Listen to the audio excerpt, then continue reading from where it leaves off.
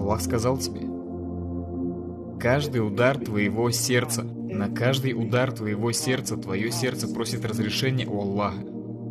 Разве Аллах сказал нет хотя бы раз? Что-то в районе 100 тысяч ударов. Разве Аллах сказал нет хоть раз? Каждый вдох, который ты делаешь, твои легкие просят разрешения у Аллаха. Разве Аллах сказал нет хоть раз?